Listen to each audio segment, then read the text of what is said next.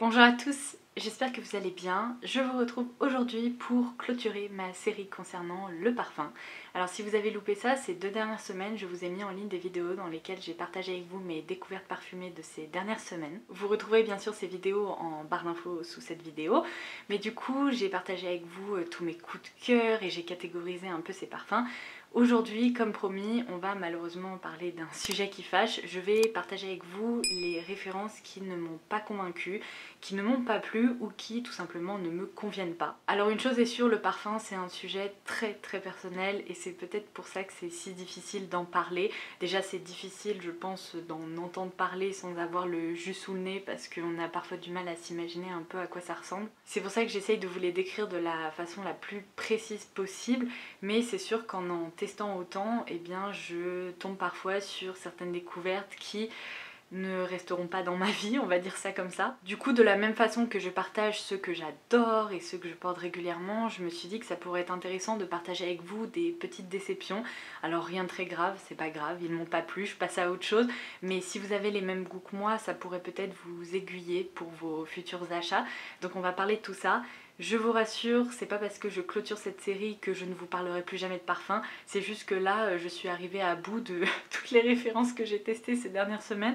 En même temps je pense qu'il y a plus d'une quinzaine de parfums, donc je vais me calmer un peu et puis on en reparlera plus tard. Allez, c'est parti, je commence tout de suite par le premier parfum qui n'est pas fait pour moi. Alors ça risque de beaucoup vous étonner parce que je pense que je suis une des seules françaises à vous parler de cette marque, à vous parler de ces parfums. Je suis accro à la marque Philosophy depuis des années. Si vous me suivez depuis longtemps, vous m'avez déjà entendu parler de Pure Grace. C'est un parfum chez Philosophy qui sent le propre, le bébé, qui est d'un réconfort incroyable. Il fait partie de mes parfums préférés et généralement j'aime beaucoup les parfums Philosophy. Alors il n'y a aucune référence qui lui arrive à la cheville. J'aime quand même beaucoup Amazing Grace qui est une déclinaison de ce parfum qui est très réussie aussi, et j'ai déjà acheté des déclinaisons à la rose etc qui sont aussi très sympas et que je porte. En revanche, malgré tout l'amour que j'ai dans mon cœur pour Philosophy, cette nouveauté 2021, je l'aime pas du tout. Je ne pourrais pas la porter, je ne l'apprécie pas et vous allez être très étonnés parce qu'en fait c'est le parfum Amazing Grace Jasmine. Donc c'est à dire que comme ça sur le papier c'est censé juste être le parfum Amazing Grace avec une touche de jasmin pour changer un peu le jus original. J'ai mis des boucles d'oreilles qui pendent, j'ai pas trop l'habitude, ça fait gling gling dans tous les sens, je suis désolée. Alors moi j'ai vu ce packaging et je me suis dit ça va être beau, ça va être du jasmin tout propre etc. Eh bien ma foi, il n'en est rien parce qu'il y a un gros point qui fâche pour ce parfum pour moi. Je vous montre le flacon parce qu'il est quand même très joli. Il faut absolument que je trouve une copine à qui ça plairait, il faut que je trouve une copine qui apprécie les notes de noix de coco parce qu'en fait dans cette pyramide olfactive on retrouve du nectar de noix de coco et je suis trop bête, je ne fais jamais ça. Généralement je lis toujours les notes avant de commander un parfum et là je me suis juste fiée à l'intitulé et je me suis dit oh oui c'est génial, un peu dans l'euphorie je l'ai commandé comme ça. J'aurais pas dû parce que si j'avais vu qu'il y avait du nectar de noix de coco dedans, autant vous dire que j'aurais passé mon tour. Je vous l'ai déjà dit 1 million de fois, je déteste la noix de coco, mais vraiment je ne supporte pas ça. Donc c'est pour ça que je vous dis que le parfum c'est très personnel parce que si vous appréciez la noix de coco, peut-être que ce jus là vous allez l'adorer, mais personnellement c'est tellement décevant parce que j'ai l'impression de ne sentir que la noix de coco. En tout cas elle est tellement présente que en plus je trouve cette association avec le jasmin, ça l'étouffe, il ressort très mal et là où je m'attendais à avoir un jus propre, réconfortant, fleurs blanches et tout, en fait il n'en est rien. Donc c'est dommage. Je suis sûre qu'en plus porter sur quelqu'un d'autre ça pourrait potentiellement me plaire, mais sur moi je peux pas, j'arrive pas, c'est au-delà de mes forces. Donc faites attention si vous aussi vous faites partie du fan club de Philosophy. Toutes les déclinaisons ne sont pas toujours bonnes à prendre et personnellement je ne peux que vous recommander Pure Grace. Ça c'est un parfum qui je pense ne pourrait jamais déplaire à qui que ce soit, c'est impossible. Il sent tellement bon, il est tellement doux. Bon bref, on va laisser ce sujet de côté, mais en tout cas Amazing Grace Jasmine, ça fonctionne pas pour moi. Deuxième référence qui malheureusement ne m'a pas convaincue, ça va aussi beaucoup vous étonner parce que sur le papier c'est tout à fait le genre de parfum qu'habituellement j'adore et dont je deviens accro. Il s'agit du nouveau parfum de Dolce & Gabbana qui est le Light Blue Forever. Alors le Light Blue de Dolce & Gabbana, c'est un parfum complètement iconique, mythique, qui est très très réussi, très frais, très agréable. Rien à redire de ce côté-là. Donc quand je suis tombée là-dessus, sur Look Fantastic, je l'ai commandé et je me suis dit ouh, il va être trop chouette. Heureusement, j'ai opté pour le petit format parce que parfois quand je suis pas sûre de moi, je commande les plus petits formats. Donc c'est un petit flacon comme ça, trop kiki, qui fait 25 ml. Alors il est très beau, il n'y a rien à redire. Et puis ce packaging, je sais pas si vous verrez, mais c'est du velours. C'est tellement agréable. Je suis en train de vous proposer une séance d'ASMR et il va falloir se calmer. Mais alors celui-là, je ne comprends pas. C'est un mystère pour moi parce que je suis allée vérifier la pyramide olfactive et j'aime absolument tout. Donc je ne comprends pas pourquoi je n'aime pas ce parfum. Je vais essayer de vous expliquer pourquoi il ne me plaît pas. Ça va pas être évident, je vais essayer. Donc dans ce parfum, on retrouve du citron, de l'orange sanguine, de la pomme verte, de la fleur d'oranger, des fleurs blanches et ensuite un fond de musc blanc, de cèdre et de cachemire. Vous allez me dire, mais Laura, qu'est-ce qui te dérange là-dedans? À part l'orange sanguine dont je suis pas très fan ni à boire ni à sentir, tout le reste, ça me plaît, donc je pense que c'est pas du tout l'orange sanguine qui me dérange. Je ne sais pas si c'est cette association de pommes vertes avec de la fleur d'oranger, avec des fleurs blanches, où il y a un truc qui se passe, ou je ne sais pas, mais la seule fois où j'ai porté ce parfum, quand je vous dis que je me suis sentie mal, j'ai vraiment cru que j'étais en train de tomber malade. C'était horrible. J'ai commencé à avoir ce truc dans l'estomac où je me suis dit, j'ai mangé un truc qui n'est pas passé. Horrible. Horrible comme sensation, tout le monde déteste. Et en fait, j'ai réalisé au bout de quelques heures que c'était ce parfum qui me donnait la nausée. Je me suis changée, j'ai pris une douche et ça allait mieux après. Donc comme quoi, il y a un truc qui s'est produit, c'est très étrange. Quand on dit que certains parfums montent à la tête et tout ça, moi j'y crois à 100% parce que ça m'est déjà arrivé et ça a tout à fait été le cas avec ce parfum. Alors je suis très déçue parce que pourtant il n'est pas désagréable, mais je crois que ce qui me dérange en fait dans ce parfum, c'est que il y a un côté sucré, mais de fleurs blanches sucrées, presque en fait de fleurs blanches qui auraient un peu vieilli et qu'il faut jeter parce que l'eau elle est plus très claire, vous voyez. Quand on garde un bouquet trop longtemps et qu'on commence à avoir cette odeur, pas putride, faut pas exagérer, mais cette odeur un peu désagréable, et ben c'est presque ce que je ressens avec ce parfum. Sauf que là j'ai l'impression que ça a été camouflé par des notes sucrées. C'est fou, peut-être que vous avez ce parfum et que vous l'adorez, j'ai envie de vous dire tant mieux, profitez-en pour moi, parce que moi il me rend malade, mais vraiment. Et alors ça m'arrive pas souvent avec des parfums, mais alors là, je comprends pas. Pourtant il est trop mignon, ça aurait été un petit parfum estival parfait, mais non, malheureusement c'est pas le cas. Ah, je vais vous étonner aujourd'hui, ça c'est sûr, je réalise qu'il y a une troisième référence où vous allez vous dire « Ah bon, tu l'aimes pas ?» Je vais vous parler de l'eau de parfum Coton Musc de la marque Durance. Alors ça, je me sens un petit peu mal parce que je me souviens très clairement que c'est l'une d'entre vous qui me l'a recommandé sous l'une de mes autres vidéos où je vous parlais de parfum ou d'odeur de propre ou que sais-je. Tu m'avais dit, ce parfum Durance est hyper réconfortant, il sent un peu comme une couverture sortant de la machine à laver et tout, et je me suis dit yes. Donc ce parfum était dispo sur l'e-shop de Blissim, je l'ai commandé. Il était dispo en deux versions, eau de toilette, eau de parfum. Je me suis dit bah tiens, tant qu'on y est, je prends l'eau de parfum, tout simplement parce que avec des parfums très propres comme ça, et bien souvent ces jus-là tiennent plus longtemps. Donc j'ai pris l'eau de parfum. Je ne sais pas si ça aurait été mieux avec l'eau de toilette, j'en doute, mais vous savez quoi, j'aime pas ce parfum. Alors, je vais vous expliquer pourquoi, parce qu'habituellement, moi et les odeurs de coton, de musc et de propre, ça ne fait qu'un, j'aime tellement ça. Mais ce parfum, c'est certes une ode au coton et à la fleur de coton. Le problème, c'est que la marque a opté pour un accord qu'ils décrivent sur le site, qui est en fait un accord cosmétique. Je crois que dedans, il y a de l'iris, de la rose et du musc, ou quelque chose comme ça. Attendez, je reprends mes notes, oui c'est ça. Il y a de l'iris, de la rose et du santal. Et en fait, c'est tout à fait le genre d'univers que j'apprécie moins, parce que dès qu'on se dirige vers des odeurs très cosmétiques comme ça, en fait, le seul parfum que je sens, c'est vraiment ces rouges à lèvres hyper vintage, vous voyez, les rouges à lèvres de grand-mère limite, ou les parfums de grand-mère, un truc très poudré.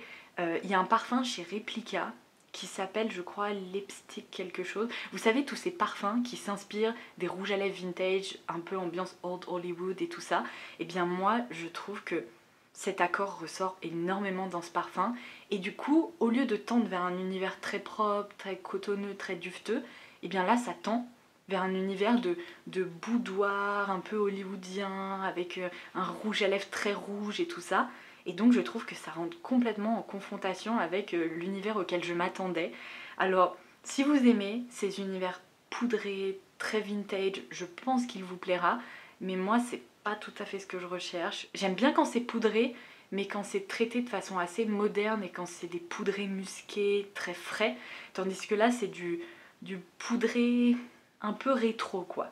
Donc ça malheureusement ça ne me convient pas non plus. Je continue avec le parfum Flower Bomb Dew de chez Viktor & Rolf, que pareil j'ai pris en format 30 ml.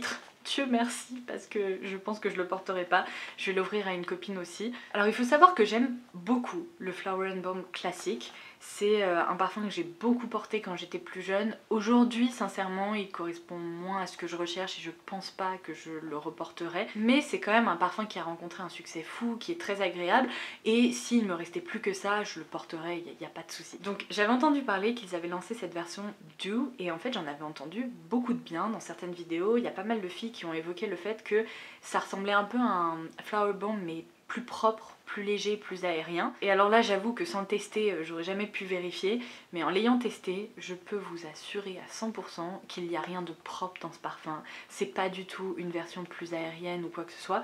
Au contraire, personnellement je trouve que c'est presque une version plus sucrée et plus fruitée qui finit en fait par me déranger. Alors avant de vous montrer le flacon qui est très joli pourtant, je vais vous lire les notes qu'on retrouve dans ce parfum. Donc on retrouve de la poire, de l'ambrette, de la bergamote, de l'iris, de la rose, du musc blanc, des notes de cachemire et de l'héliotrope. Et alors peut-être que c'est la combinaison iris-rose qui me dérange dans ce parfum, mais encore une fois je trouve qu'il y a un côté un peu trop vintage et en même temps c'est fruité et en même temps c'est un peu boisé, il se passe trop de choses, c'est vraiment pas un jus que je trouve agréable dans le temps en fait. Alors c'est sûr que quand on voit ce flacon blanc nacré comme ça, on peut s'attendre à quelque chose de très aérien, assez difficile à palper, très frais, très féminin, mais la base est exactement la même que Flower Bomb et il y a juste un côté plus sucré fruité. Je comprends pas.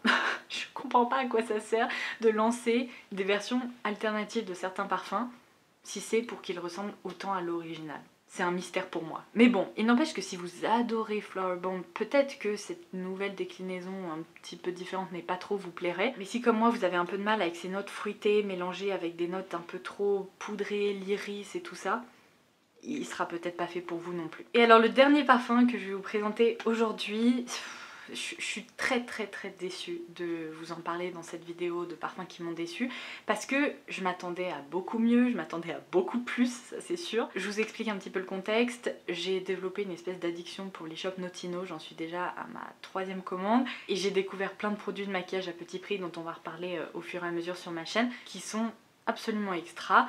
Et sachant que vous êtes nombreuses à me demander des recommandations en matière de parfums vraiment à prix doux, c'est-à-dire on se situe sur des parfums allés à moins de 25 €, et bien je suis toujours très embêtée parce que j'ai beaucoup de mal à trouver des parfums qui me plaisent à ce tarif-là. Alors si vous venez de débarquer sur ma chaîne, vous êtes en train de vous dire oh là, c'est une snob ou je sais pas quoi, mais alors là je peux vous dire pas du tout.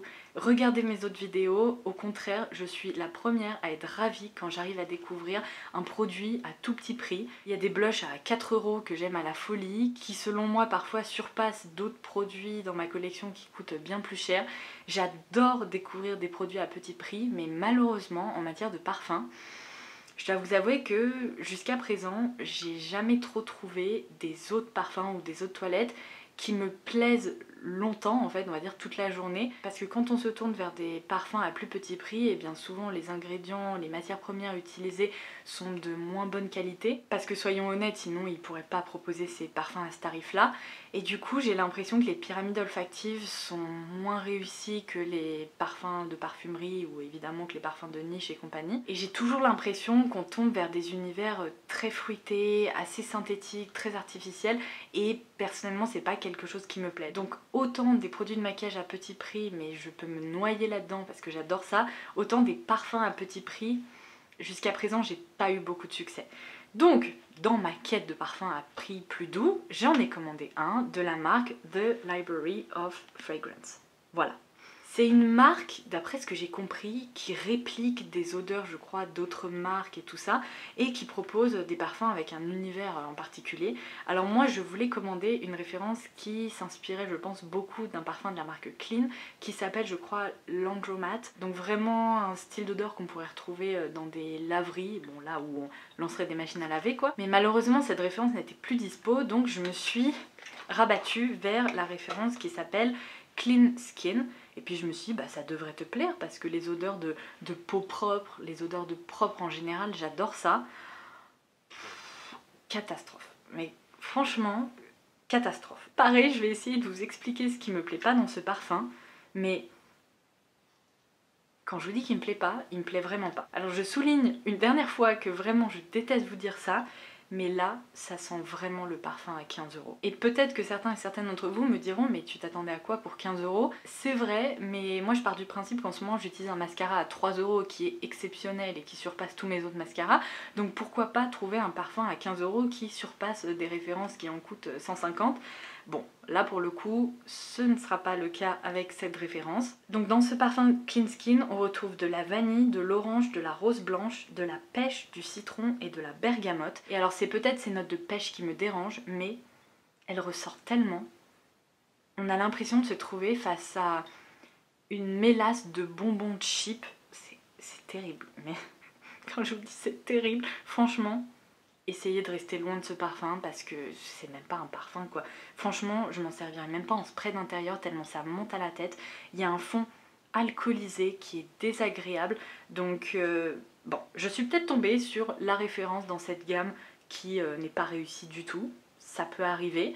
Si vous avez testé certaines références dans cette marque où vraiment vous vous êtes dit waouh c'est très très chouette, dites-le moi dans votre commentaire sous cette vidéo. Je ne sais pas si je dois m'arrêter là ou si je dois persister quitte à avoir encore 12 déceptions.